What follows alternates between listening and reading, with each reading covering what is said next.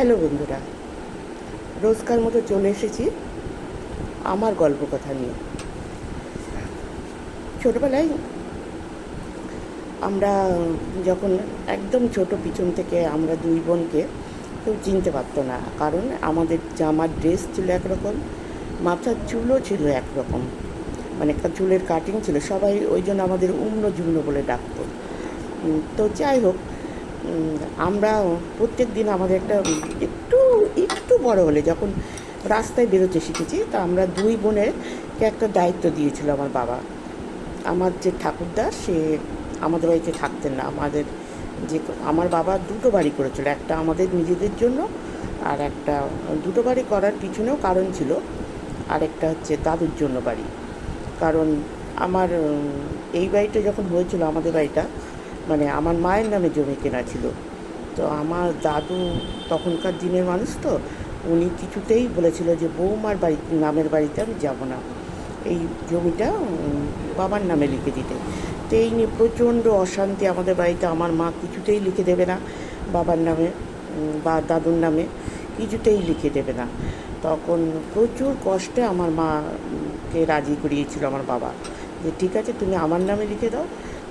তখন মা বাবাকে দিয়ে প্রতিজ্ঞা করে নিয়েছিল, এই জমিটা তুমি মানে বাবার নামে লিখাতে পারবে না।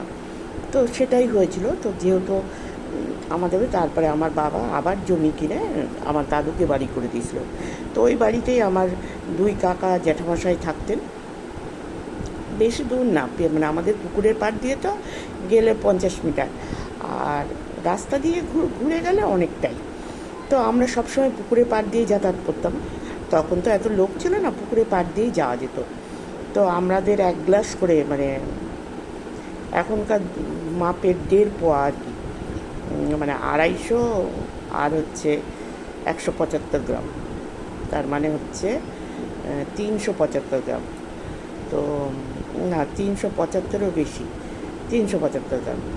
তো তাই তো হচ্ছে। যাই হোক, ওই দুধটা আমরা একটা গ্লাসে করে, একদম গাঢ় লাল দুধ। যেহেতু আমাদের বাড়িতে ছিল, গরু ছিল, অনেকগুলো গরু ছিল, শ্যামলী আর বিজলি নামে দুটো গরু ছিল, দুটো তখন। তো ওই গরুর প্রচুর দুধ হতো।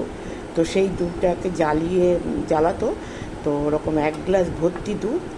আমার দাদু মারা গেছেন 82 বছর বয়সে, মানে আমরা যখন দুধগুলো নিয়ে যেতাম, তখন তার বয়স হচ্ছে এই 80-টাশি হবে, মানে আমাদের মনে থাকা অবস্থায়। তো ওই দুধটা উনি ওখানেই একটা দোকানে বসে থাকতেন, মিষ্টির দোকানে, ওখানে বসেই খেতেন। খেয়ে আমাদের হাতে দুধের গ্লাসটা আবার দিয়ে দিতেন, সরসুদ্ধ দুধ দিত। তো আবার আমরা নিয়ে আসতাম। আর আমার দাদু আর আমরা আরও যেতাম এই লোভে, যে দাদু যে মিষ্টির দোকানটায় বসে থাকতো, তো সেই মিষ্টির দোকানে না বাবার বলা ছিল যে যত মিষ্টি খাক, যা খাক, সব খরচা আমার বাবা করবেন। তো মানে এটা বাবার বাধা ধরা, মানে মাসকাবাড়ির দোকানের মতো দোকান ছিল। তো আমরা গেলেই আমার দাদু বলতো, কী খাবি বল, মিষ্টি খাবি, সিঙ্গাড়া খাবি? আর আমি সিঙ্গাড়া খেতে ভীষণ ভালোবাসতাম। তো গেলেই দাদু কিছু না কিছু কিনে দিতই। তো মানে ওটা লেখা থাকতো, পরে বাবা শোধ করতো, কিন্তু দাদুই বলতো। তো আর আমার দাদুর একটা অভ্যেস ছিল, ঠাকুরদার, নিজে একা কিছু খেতে পারতেন না, সাথে কাউকে নিয়ে খেতেন, সে দোকানেই কি বাড়িতেই কি। তো সেই জন্য আমাদের ভীষণ লোভ ছিল ওই কাজটা করার জন্য, যে গেলেই দাদু আমাদের কিছু না কিছু, সিঙ্গাড়া হোক, মিষ্টি হোক, কিছু না কিছু, যেটা বলতাম, নিমকি, যেটাই বলতাম সেটাই কিনে দিত একটা একটা করে। আমরা দুই বোন যেতাম দুটো। তো এইটা হচ্ছে আজকের মতো। পরে বাই বাই, আবার পরে।